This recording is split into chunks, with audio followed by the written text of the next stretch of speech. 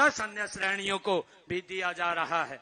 भाइयों बहनों, हमने ऐसी व्यवस्था की है कि धन के अभाव में कोई भी गरीब इलाज से वंचित नहीं रहेगा।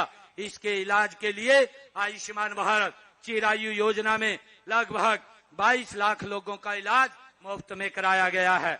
हमने किडनी के रोग से पीड़ित रोगियों के लिए सरकारी अस्पतालों, मेडिकल कॉलेजों में मुफ्त डायलिसिस की सेवाएं शुरू की है। इससे गरीब लोगों को बड़ी राहत वो मिली है। माननीय प्रधानमंत्री जी ने देश को मेडिकल हब बनाने के विजन को साकार करने के लिए हम हर जिले में एक मेडिकल कॉलेज खोल रहे हैं और इस समय प्रदेश में मेडिकल कॉलेजों की संख्या बढ़कर के 15 हो गई है तथा 9 अन्य निर्माणाधीन है। भाइयों बहनों, खेलों का जिक्र होते ही हर हरियाणा वासी का सीना चौड़ा हो जाता है। हमें गर्व है कि हमारे खिलाड़ियों ने पेरिस ओलंपिक 2024 में देश द्वारा जीते गए 6 पदकों में से 5 पदक हमने जीते हैं। इससे पहले टोक्यो ओलंपिक 2020 में भारत द्वारा जीते गए 7 पदकों में से 4 हरियाणा के खिलाड़ियों ने जीते हैं। इन उपलब्धियों का श्रेय खिलाड़ियों की मेहनत के साथ साथ हमारी खेल नीति को भी जाता है। इस नीति के तहत हम ओलंपिक पदक विजेता खिलाड़ियों को 6 करोड़ रुपए तक नगद इनाम देते हैं।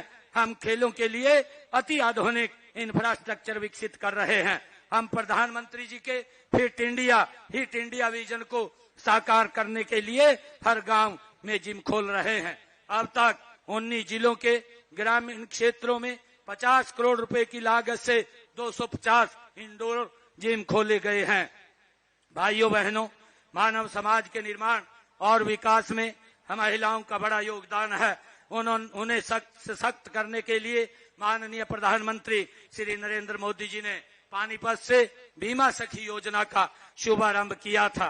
हमने भी उनकी प्रेरणा से लाडो सखी योजना शुरू की है।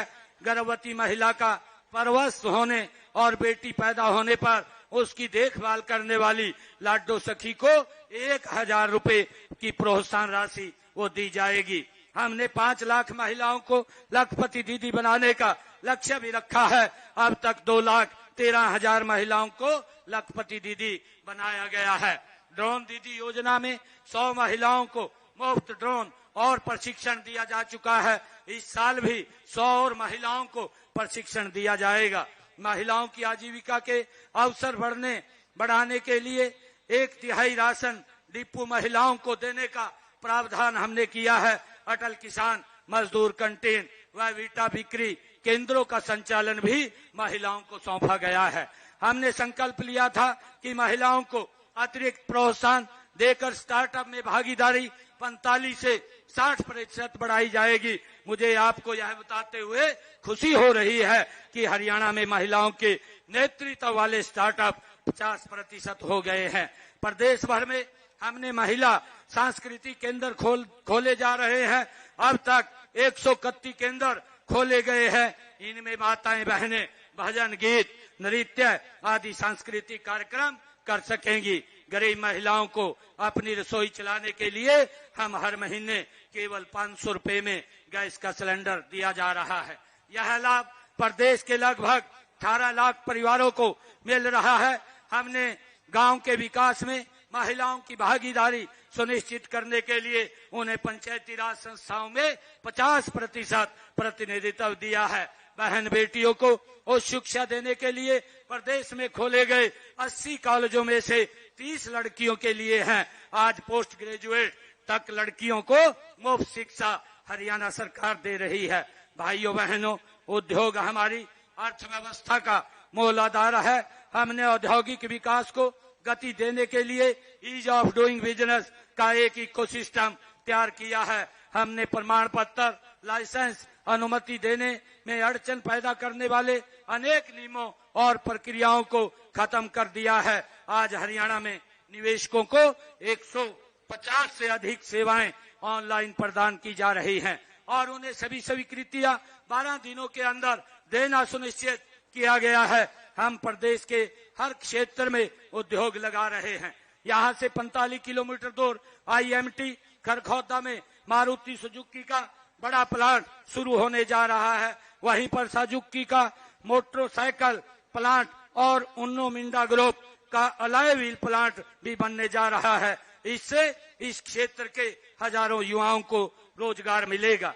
हमारी प्रोत्साहन योजनाओं का ही परिणाम है कि आज हरियाणा देश विदेश के निवेशकों की ये पहली पसंद बन चुका है। गत 10.5 वर्षों में प्रदेश में 7,66,000 सूक्ष्म लघु मध्यम उद्योग लगे हैं तथा इनमें 39 लाख लोगों को रोजगार मिला है। भाइयों बहनों, व्यापारियों का भी प्रदेश के विकास में महत्वपूर्ण स्थान है। हमने उनके हित में ई रिफंड, कराधान के क्षेत्र में ई पंजीकरण, टैक्स की ई अदायगी और एवं रिटर्न की ई फाइलिंग, ई निविदा और सी फार्म जारी करने की ऑनलाइन सुविधा हमने शुरू की है।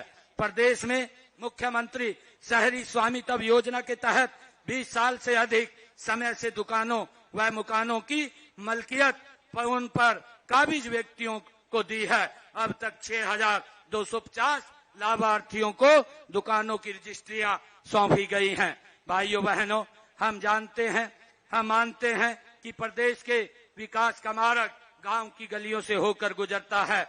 इसमें तेजी लाने के लिए हमने ग्राम पंचायतों द्वारा बिना टेंडर के काम करवाने की लिमिट 5 लाख रुपए से बढ़ा करके 21 लाख रुपए की है। मुझे यह बताते हुए बड़ी खुशी हो रही है कि आज माननीय प्रधानमंत्री नरेंद्र मोदी जी द्वारा हरियाणा के 4 सरपंचों को अपने गांव को मॉडल गांव बनाने के लिए सम्मानित किया जा रहा है। हमने संपत्तियों के सालों से चले आ रहे विवादों को खत्म करने के लिए गांवों को लाल डोरा मुक्त कर दिया है। आज प्रदेश में 5,895 गाँव में हमारा गांव जगमग गांव योजना के तहत 24 घंटे बिजली देने का काम हम कर रहे हैं। सभी ग्रामीण घरों में नल से जल पहुंचाया जा रहा है। गांव में कूड़े कचरे के निपटान के लिए 6,183 ठोस और 2,582 तरल कचरा प्रबंधन परियोजनाएं शुरू की हैं। भूजल के रिचार्ज के लिए 2,088 अमृत सरोवर बनाए गए हैं। भाइयों बहनों, विकसित शहर प्रदेश के विकास का आईना है। शहरों में विकास कार्यों के लिए वर्ष 2014-15 में 1,693 करोड़ रुपए की राशि जारी की गई थी। मैंने प्रदेश का वित्त मंत्री होने के नाते चालू वित्त वर्ष 2025-26 के बजट में इसे बढ़ा करके 5,666 करोड़ रुपया इसको किया है। हमने अक्टूबर 2014 से अब तक 2,147 अवैध कॉलोनियों को नियमित करने का काम हमने किया है। शहरी स्थानीय निकायों की शक्तियों के विकेंद्रीकरण के लिए कई कदम हमने उठाए हैं। हमने मेयर के चुनाव का प्रत्यक्ष चुनाव शुरू किया है। फरीदाबाद व करनाल को स्मार्ट सिटी बनाया जा रहा है।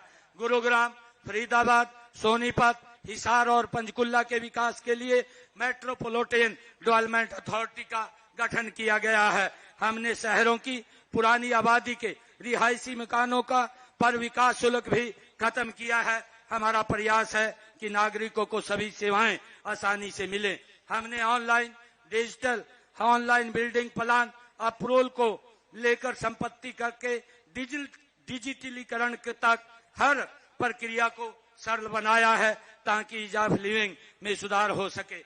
भाइयों बहनों, आज हरियाणा समृद्धि की एक नई परिभाषा लिख रहा है।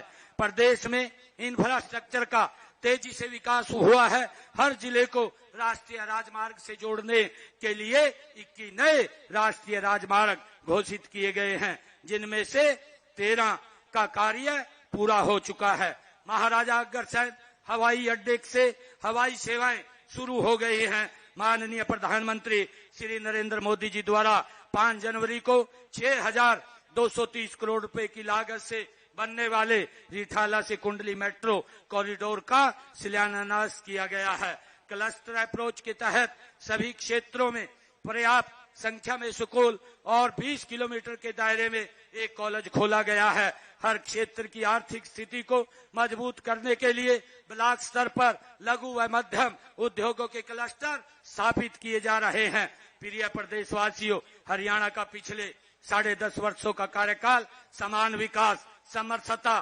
सहिष्णुता के साथ साथ उन बदलावों का साक्षी रहा है जिनमें हर आदमी का जीवन सरल, सुगम और सुरक्षित हुआ है।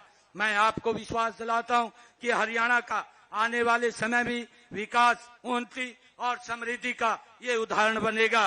अंत में मैं एक बार फिर अपने पूरे हरियाणा परिवार को 79वें स्वतंत्रता दिवस की हार्दिक बधाई और शुभकामनाएं देता हूं। आइए इस पर्व पर हम अपनी महान सांस्कृतिक परंपराओं और उच्च नैतिक मूल्यों पर चलते हुए विकसित भारत, विकसित हरियाणा बनाने के लिए कठोर परिश्रम करने का संकल्प लें। मैं एक कवि ने कुछ अपनी वाणी से कुछ शब्दों को कहा है, उन शब्दों को बोल करके मैं अपनी वाणी को विराम दूंगा।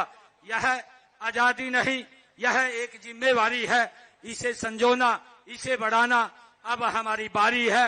चलो मिलकर रचें एक नया भारत जहां हर कदम पर उन्नति की तैयारी है।